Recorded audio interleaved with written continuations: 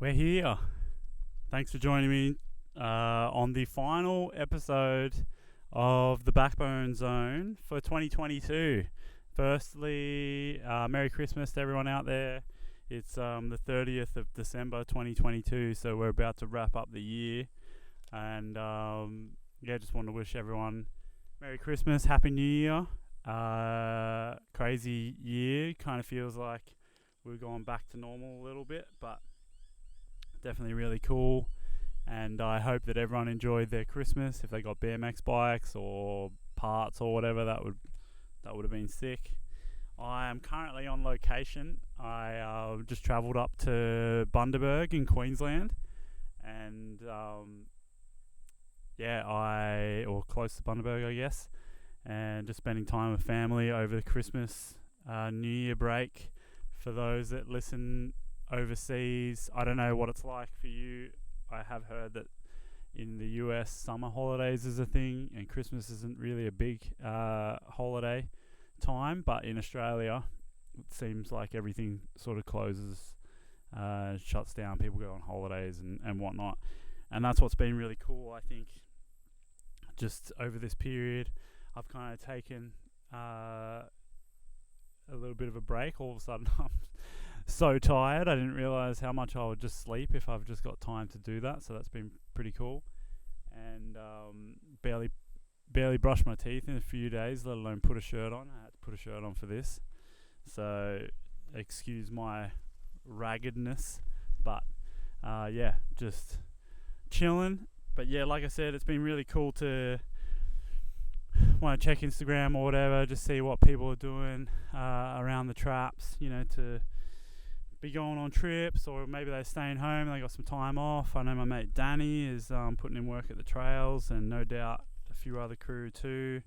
I know that Harley is one of the dudes that lives in Canberra, and he's always putting in work, so he's no doubt slogging it out at the trails again.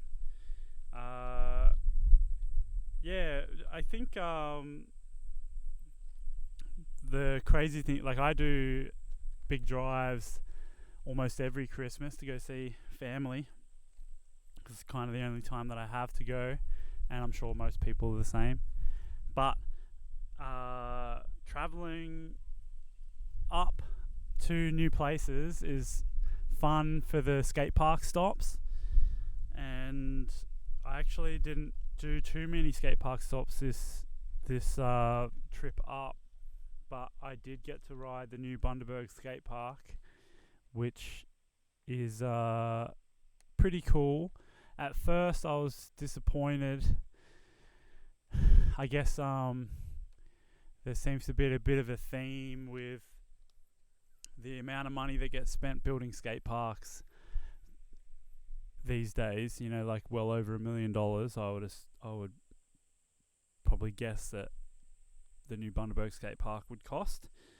And when you first get there, you can't help but be like, man, why do they build stuff so small? So I guess upon first arriving, I had that thought in my mind, but I needed time, I guess, to reflect, to remember. One, I grew up in a town that didn't even have a skate park until well after I left. So if I had got that skate park, it would have been sick. And two, it kind of just makes you realise that you have to change that mindset. My friend Russell Brindley always says that he never has a bad time riding his bike, and I think that's a really, really powerful statement to have, is to just realise that, if you got time on your bike, it shouldn't be that skate park's bad. You should just change your mindset. Like you can have a good time. I've had plenty of good times just riding a gutter, and then I go to $1 million skate park, and just because the quarter pipes are less than 6 foot tall, all of a sudden I'm super critical about it.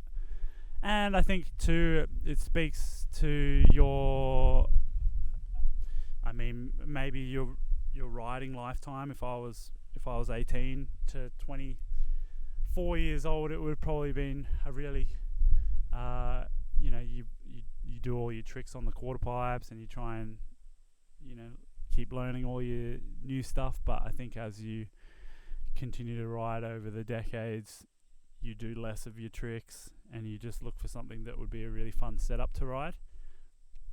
But like I said, it comes down to having the mindset of just, taking what you have in front of you and having a good time. So I'm actually really excited to go back there to try and look at it with not fresh eyes, but a different perspective, because I know that that's a shortcoming that I had while being there. And if anyone has ridden the original Bundaberg skate park, everyone will certainly say that the new skate park is miles better. And I guess that be happy with what you got mindset.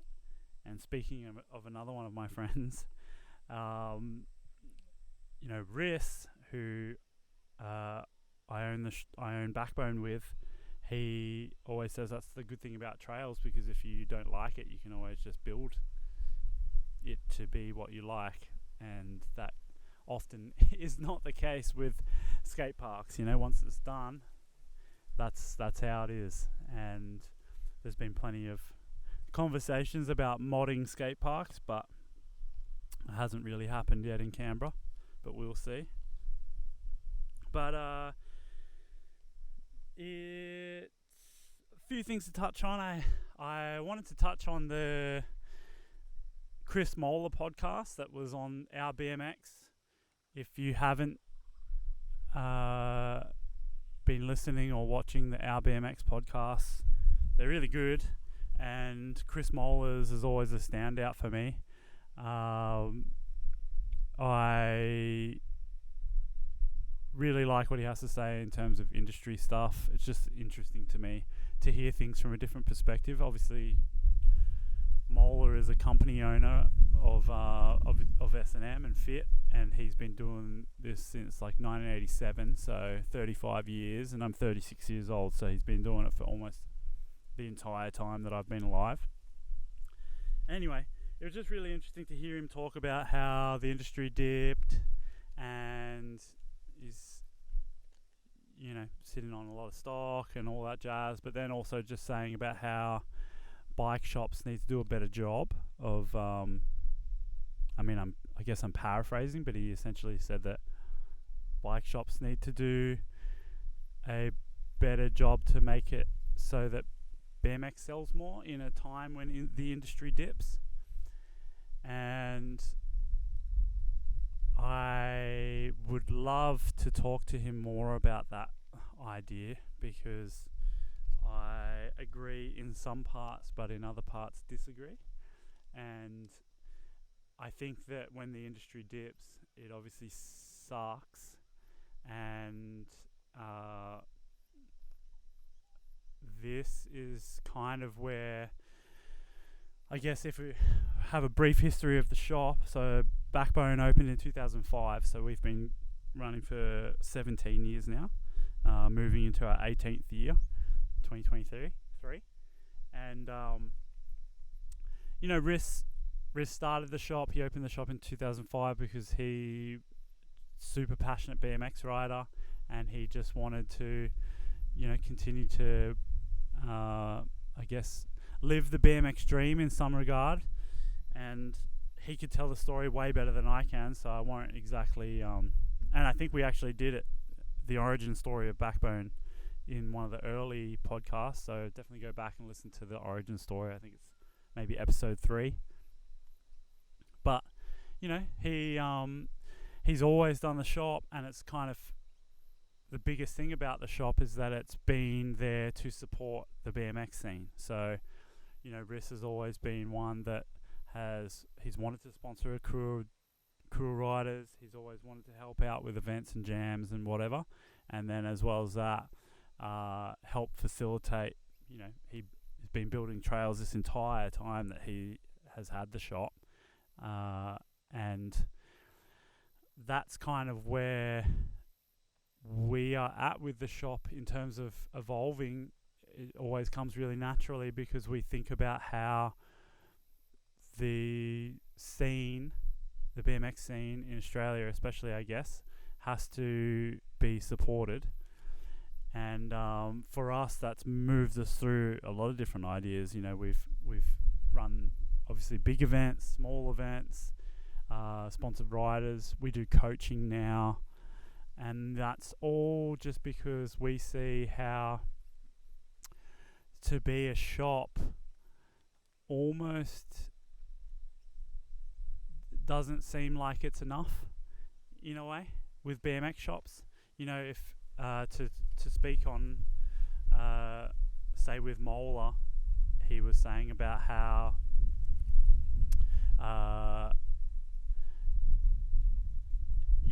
I guess he has said in the past about carrying a lot of S&M product, and that's what would help to sell more S&M product, and I 100% agree with that. But when times get tough, it's harder to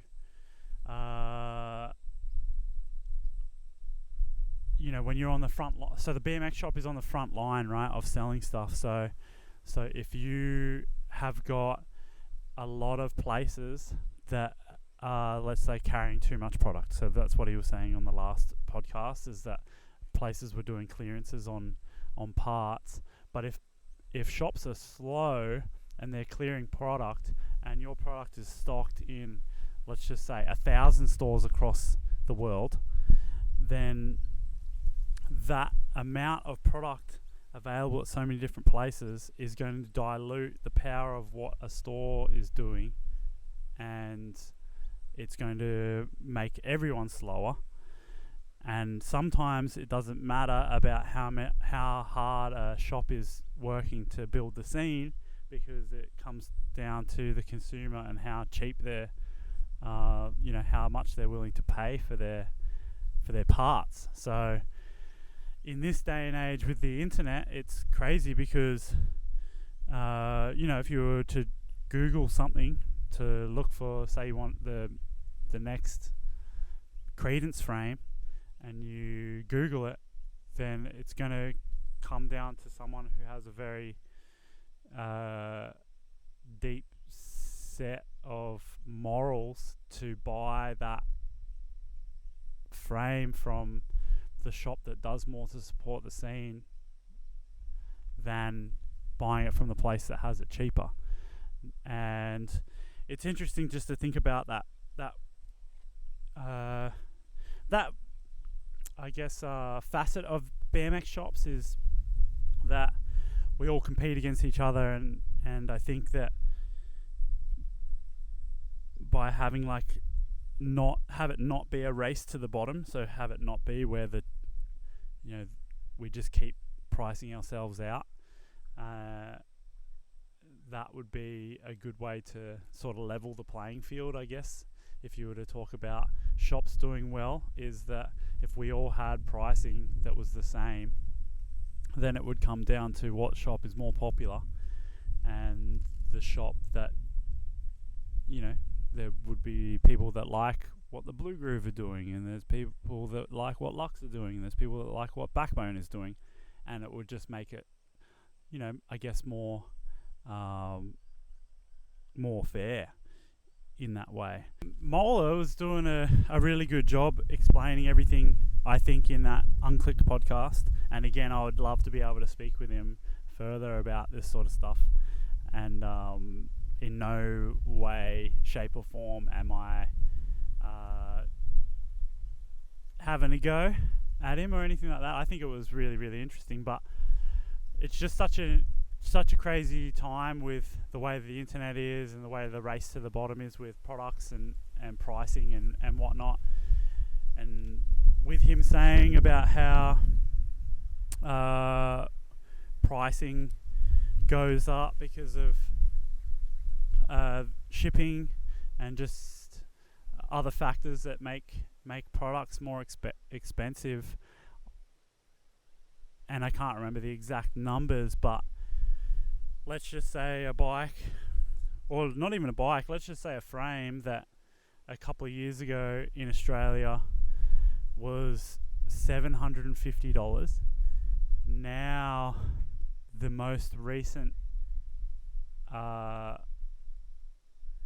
price of an S&M frame is over $1,000. So $1,050 is, I think, some of the new Black Magic frames. Now, if you were to, I guess he does a really good job of explaining, so Moeller does a really good job of explaining the way that things cost more money. So like the way that things get shipped, let's just say powder coating, and the dollar value and all that jazz has all made things increase. But if the consumer knew how much money things would need to increase to stay relative, they'd be pretty mind blown, because even though a few years ago an S&M frame was $750 and now it's $1,050, so a $300 increase, the amount of extra money that frame costs now is pretty, it doesn't reflect that $300 price increase. Like the frame should probably be more like $1,300 or something like that. But, and that's not Moeller's fault, that's not distro's fault, that's not anyone's fault, it's just the way that the world is moving. But sometimes being a shop, it is hard to increase your price that much when your next step is the consumer. So we talk to the distributor, and yeah, we can be a little bit bummed that because we are the customer of the distributor, and for us to complain to the distributor, it's not going to have as big of an impact to the distributor as if the consumer complained to us about the pricing. So it's just really interesting to think about all that jazz. And to clarify too, this isn't just a Chris Moeller problem. Pricing has gone up across the board with all brands. So by me using Chris as an example, it's only because he spoke about it, and by no means is he the only company with Fit and S&M that has price increases. Everything's gone up. So just want to make that super clear.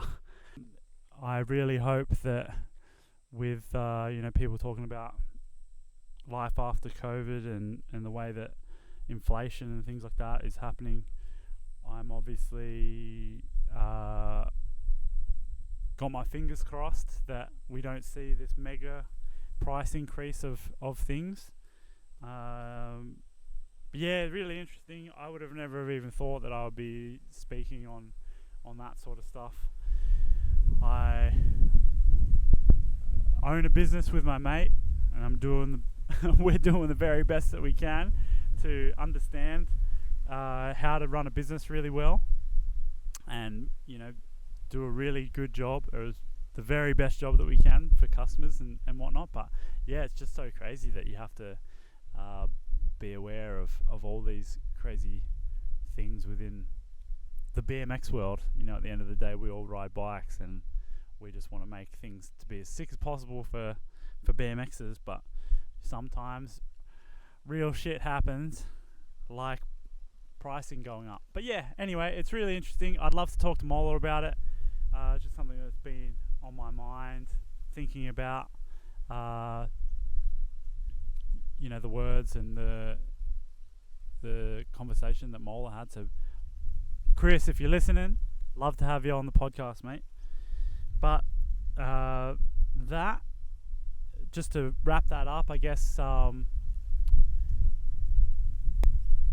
even from a shop perspective, regardless of how popular or unpopular Backbone is, Riss and I are always going to do what we believe is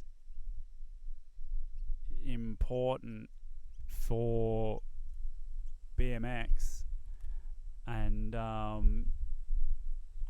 we think that the backbone of any scene is the shop, and that's why we try and really support the scene in Australia and now even worldwide. And we just try and do that by doing